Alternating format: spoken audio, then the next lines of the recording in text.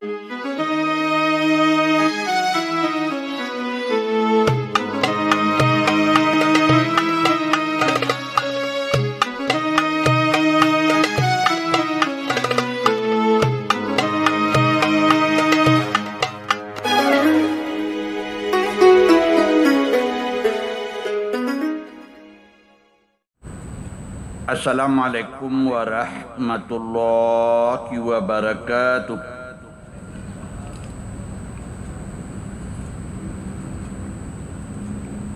Alhamdulillahi rabbil alamin, allazi arsala rasulahu bil huda wa dinil haqq liyuzhirahu 'alad dini kullih walau karihal kafirun. Asyhadu an la ilaha illallah wahdahu la syarikalah wa asyhadu anna Muhammadan abduhu wa rasuluh la nabiyya ba'da. A'udzu billahi minasy syaithanir rajim. Bismillahirrahmanirrahim. Am hasibtum an tadkhulul jannah walamma ya'tikum mathalul ladzina khalau min qablikum massathumul ba'sa wad dharra wa zulzilu hatta yaqular rasul walladzina amanu ma'ahu mata nasrullah ala inna nasrullah qarib. Sadaqallahul azim. Dengan nama Allah yang maha pengasih lagi maha penyayang, janganlah kamu mengira begitu mulus kamu untuk masuk surga sebelum datang kepada kamu sebagaimana yang dilalui oleh orang-orang sebelum kamu, baik di waktu susah maupun di waktu tenang, sehingga mereka berkata kepada Rasul dan orang-orang yang beriman, kapan datang pertolongan Allah? Ketahuilah bahwa pertolongan Allah itu sangat dekat. Al-Baqarah 214. Ibu-ibu dan bapak-bapak sidang jamaah zuhur rahimakumullah, tidak henti-hentinya kita mengucapkan puji dan syukur kepada Allah atas rahmat dan karunia Allah, taufik dan hidayah yang Allah berikan kepada kita, sehingga kita selamat hidup di dunia ini dan selamat pula nanti hendaknya hidup di akhirat. Selawat beriring salam kita sanjungkan kepada pucuk junjungan kita umat Islam, yakni Nabi Muhammad sallallahu alaihi wasallam, Rasul yang terakhir diutus Allah sebagai pelanjut daripada risalah yang dibawa oleh Nabi Ibrahim alaihissalam. Maka itu kita baca di dalam salat, Allahumma salli ala Muhammad wa ala ali Muhammad kama sallaita ala Ibrahim wa ala ali Ibrahim. Ibu dan bapak sidang jamaah yang terhormat, ceramah yang pendek ini kita akan melihat bagaimana kisah Nabi Ibrahim alaihissalam yang sedang menempuh ujian Allah. Maka itu kata Allah, am hasibtum an tadkhulul jannah.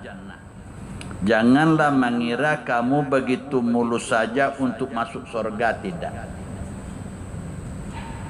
sebelum datang kepada kamu sebagaimana yang pernah didatangi oleh orang-orang sebelum kamu.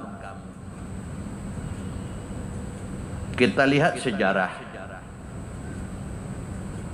Nabi Ibrahim termasuk salah satu rasul yang ulul azmi.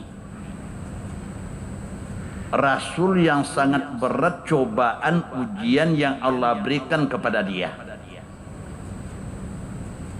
Walaupun sekian ribu tahun yang silam dia berpulang ke rahmatullah, tapi namanya disebut sekarang oleh umatnya.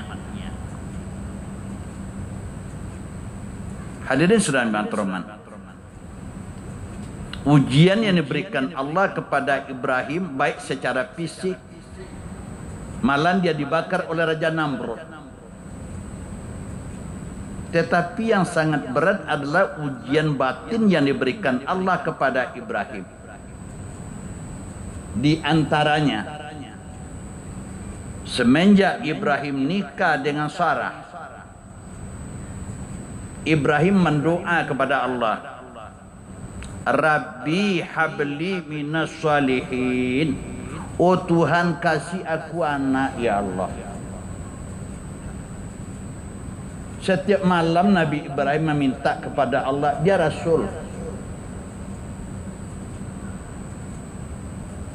Baru dikabulkan oleh Allah minta Ibrahim itu setelah dia berumur 86 tahun. Dia nikah umur 25 tahun, lebih kurang 61 tahun dia meminta kepada Allah, Rabbi habli minas salihin. Oh Tuhan, kasih aku anak ya Allah. Kalau kita baca sejarah, pada suatu hari istrinda tercinta Sarah berkata kepada suaminya Ibrahim, ya Tuhan, bagaimana Allah akan mengabulkan doa? Sedangkan kita sudah beransur tua, sedangkan aku mandul pula. Tak mungkin Allah akan mengasihi kita adalah anak. Tetapi engkau selalu meminta kepada Allah, aku rela. Budak yang diberikan oleh Raja Mesir kepada saya namanya Hajar, aku rela, nikahilah dia. Ini kebesaran jiwa daripada Sarah. Maka itu ada ulama berpendapat Sarah ini termasuk Nabi tapi enggak Rasul. Nabi itu jumlahnya banyak, dalam hadis begitu 313 jumlah Nabi. Dari yang 313 itu 25 yang disebutkan oleh Allah dalam Al-Quran namanya. Tetapi ada pula berpendapat begitu, Sarah itu termasuk salah satu wanita yang terhormat, wanita yang beriman. Di antara yang tiga yang disebutkan oleh ahli, pertama adalah Sarah, istri daripada Ibrahim, yang kedua Asia, istri daripada Fir'aun, yang ketiga Maryam, adalah ibu daripada Isa alaihissalam. Ibu Pak Selamat Rahman. Setelah nikah Ibrahim dengan Hajar, baru Allah kabulkan, hamillah Hajar. Namun namanya setan allazi yuwaswisu fi sudurin nas. Dia kerjanya setan itu, yang jin itu menguas-uas dalam dada manusia. Datang dia kepada Sarah, wahai Sarah, engkau izinkan suamimu menikahi budakmu. Kalau nanti dia begitu lahir anaknya, pasti Ibrahim sayang kepada dia daripada ke kamu. Akibatnya timbullah kecemburuan daripada Sarah kepada Hajar. Setelah lahir anak, apa kata Sarah kepada Ibrahim? Ya suamiku, engkau sudah dekat kepada Hajar dengan anakmu, aku pasti engkau tinggalkan. Maka dari itu pisahkan aku dengan dia. Berat ujian kepada Ibrahim. Maka Ibrahim meminta kepada Allah, ya Allah itu beri aku petunjuk ya Allah, supaya selamat rumah tanggaku ya Allah. Maka perintah Allah kepada Ibrahim, tolong antarkan, pisahkan anakmu dan istrimu Hajar itu dengan si Sarah, antarkan dia kepada suatu tempat. Itulah kita baca sejarah. Maka berangkatlah Ibrahim dengan Hajar dengan anaknya Ismail. Entah kemana dia tuju tidak tahu, tetapi adalah pedoman di mana kudanya tidak bisa berjalan lagi, di sana nanti ditinggalkan. Maka dalam sejarah berhentilah dia pada itu tempat yang disebut dengan Bakkah. Kuda tidak mau berjalan lagi. Wahai Hajar, di sinilah kita tinggal. Tak lama sesudah itu perintah Allah kepada Ibrahim, wahai Ibrahim, tinggalkan anak dan istrimu, kembali kamu ke Palestina. Berangkatlah Ibrahim. Wahai Hajar, saya akan kembali ke Palestina, tinggallah kamu dengan anak kita di sini. Bagaimana penderitaan batin daripada Hajar itu disampaikan oleh suaminya. Jadi engkau tinggalkan kami berdua di sini wahai suamiku? Ibrahim tidak menjawab. Setelah itu dikatakan lagi oleh Hajar, wahai suamiku, engkau berangkat ke Palestina untuk menemui Sarah, sedangkan aku dengan anak tinggal di sini. Tidak ada orang, tidak ada tempat minta tolong saya. Apakah ini perintah Allah wahai suamiku? Baru menjawab Ibrahim, memang ini adalah perintah Allah. Kalau ini perintah Allah, sami'na wa ata'na, kata Hajar. Maka berangkatlah Ibrahim. Setelah tidak nampak lagi anak dan istrinya di sana, dia bermunajat kepada Allah, ya Allah ya Tuhan, aku tinggalkan anak dan istriku pada suatu tempat. Jadikanlah dia nanti ya Allah yang akan mendirikan salat, yang akan memakmurkan bumi Allah ini ya Allah. Itu doa Ibrahim kepada Allah. Sidang jemaah terhormat. Hanya manusia yang ada waktu itu adalah Hajar dengan anaknya Ismail. Bukan seperti sekarang ini yang ada di Makkah, bukan begitu. Kayu tidak ada, rumah tidak ada, belum ada apa-apa. Lebih kurang 2 hari setelah itu perbekalan daripada Hajar ini habis. Anak menangis. Tak tahan Hajar mendengarkan tangis anaknya. Dia berusaha untuk mencari makan, untuk mencari minum yang akan diminum oleh anak. Maka itulah berlari antara Safa dengan Marwah 7 kali bolak-balik. Yang teriknya matahari. Tak ada tenaga lagi daripada Hajar, baru dia bermunajat menyampaikan kepada Allah, ya Allah ya Tuhan, aku ditinggalkan oleh suamiku di sini pada tempat yang tidak ada orang ya Allah. Perbekalan kami sudah habis. Anakku menangis terus. Aku berusaha untuk mencari air tapi tidak ada ya Allah. Tak tahan aku mendengarkan tangis anakku. Mau aku menyusukan anakku, tapi air susuku yang tidak ada ya Allah. Allah mengatakan, tatanazzalu alaihimul malaika, Allah perintahkan malaikat. Pangkal ayatnya, innal ladzina qalu rabbunallah tsumma istaqamu tatanazzalu alaihimul malaika, Allah perintahkan malaikat. Wahai malaikat, berangkat kamu. Lihat 2 orang manusia itu. Setelah sampai malaikat dekat Hajar dengan Ismail, para ahli berpendapat bekas daripada tumit daripada Ismail ini keluar air. Setelah keluar dengan pertolongan malaikat, apa kata Hajar? Zam-zam ya ma, wahai berkumpullah engkau wahai air, berkumpullah wahai air. Maka ada hadis mengatakan, seandainya kalau tidak dikumpulkan oleh Hajar air ini akan terbenam kota Mekah dibuatnya. Ini ada hadis mengatakan begitu. Sidang jamaah terhormat. Itu sejarah yang pertama. Setelah 11 tahun umur daripada Ismail, Perintah Allah datang kepada Ibrahim, wahai Ibrahim, anakmu bukan saja yang bernama Ishak yang ada di Palestina ini saja enggak, tapi ada kamu tinggal, kamu titipkan dulu. Pergilah melihat kepadanya. Berangkatlah kini itu Ismail dari Palestina ke Mekah untuk melihat anak dan istri. Menurut sejarah yang kita baca, Ibrahim sampai tanggal 1 Zulhijjah di Mekah, baru bergaul dengan anak seminggu baru. Pada tanggal 8 malam bermimpi Ibrahim menyembelih anak yang dikenal dengan tarwiyah. Setelah itu Ibrahim berpikir, apakah ini benar datang dari Allah apakah tidak?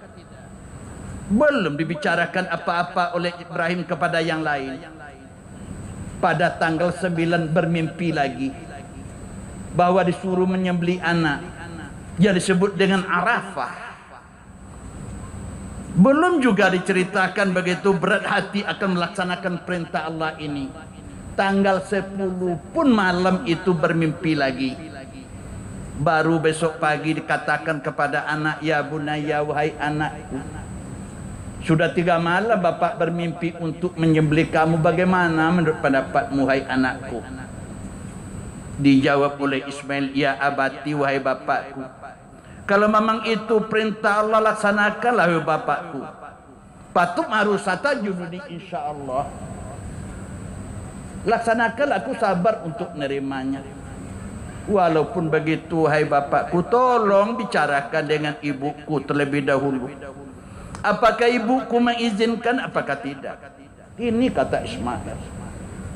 Maka berangkatlah Ibrahim pergi menemui Hajar, wahai istriku, aku diperintahkan Allah untuk menyembelih anak kita ini Ismail ini. Bagaimana menurut pendapatmu, wahai istriku? Dijawab oleh Hajar, kalau memang itu perintah Allah, laksanakanlah, tapi tolong tanyakan kepada anak kita terlebih dahulu. Aku sudah bicarakan dengan anak kita, dia sudah ikhlas untuk melaksanakannya. Berat hati Hajar mengatakan, kalau memang itu laksanakanlah, tapi aku tidak pergi untuk melaksanakan, untuk melihat engkau menyembelih anak itu, aku tidak melihat. Jangan di sini dilakukan. Maka berangkatlah Ibrahim dengan anaknya. Maka bagi orang yang pergi ke Mekah melihat di mana begitu Ibrahim menyembelihkan anaknya, sampai di sana, wahai anakku, di sini kita lakukan. Ujian yang sangat berat diberikan kepada Ibrahim dengan Ismail. Setelah sampai di sana, Ismail berkata kepada bapaknya, ya abati, wahai bapak, kalau engkau akan melaksanakan begitu pengorbanan ini, tolong tajamkan pisau terlebih dahulu, supaya aku nanti adalah cepat begitu pelaksanaan daripada pengorbanan ini. Maka diasalah oleh Ibrahim. Setelah itu, hai bapakku, ikat kedua tanganku, ikat kedua kakiku, jangan merontak kakiku nanti di waktu engkau melaksanakan pengorbanan ini. Diikat pula oleh Ibrahim kedua tangan anak dan kakinya. Setelah itu Ismail mengatakan, wahai bapakku, buka bajuku nanti, wahai bapakku, supaya jangan nanti ketemu oleh ibuku darah yang bercecer nanti di bajuku, tidak tahan ibuku nanti untuk melihat. Maka dibuka pula bajunya oleh Ibrahim. Setelah itu, ya bapak, kalau akan melaksanakan dengan cepat, telungkupkan wajahku ke tanah, supaya engkau jangan melihat wajahku nanti. Lalu telungkupkan oleh Ibrahim. Ya bapakku, di waktu kau nanti melungkupkan wajahku, picingkan mata. Di sini batin Ibrahim mengatakan, ya Allah, kok begini berat ujian yang engkau berikan kepadaku, ya Allah. La ilaha illallah. Setelah itu baru dilaksanakan.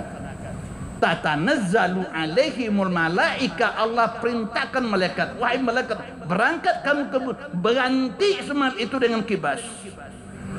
Apakah kibas sudah disiapkan waktu itu? Enggak, tetapi itu adalah pertolongan Allah. Maka itu mukjizat disebut adalah pertolongan Allah. Maka itu pengorbanan itu adalah keikhlasan jiwa. Bukan besarnya kecilnya sapi yang diminta di situ, tidak. Tetapi adalah kebesaran jiwa, keikhlasan dengan Allah. Fa'akim wajhaka lidini hanifah fitratallahi lati fataran nasa 'alaiha la tabdila li khalqillah. Hadapkanlah, kata Allah, wajahmu. Di wajah itulah nampak keikhlasan apakah tidak ikhlas. Maka itulah insyaallah pada tanggal 8 nanti kita akan melaksanakan puasa tarwiyah. Tanggal 9 kita melaksanakan puasa Arafah. Tanggal 10 baru kita melaksanakan pengorbanan. Mudah-mudahan pengorbanan yang akan kita lakukan nanti pada tanggal 10 Zulhijjah nanti diterima oleh Allah Subhanahu wa taala. Mohon maaf, wabillahi taufik wal hidayah. Wassalamualaikum warahmatullahi wabarakatuh. Allahu akbar, Allahu akbar. Asyhadu an la ilaha illallah. Asyhadu anna Muhammadar Rasulullah. Hayya 'alas salati, hayya 'alal falah. Qad qamatis salatu, qad qamatis salah. Allahu akbar, Allahu akbar. La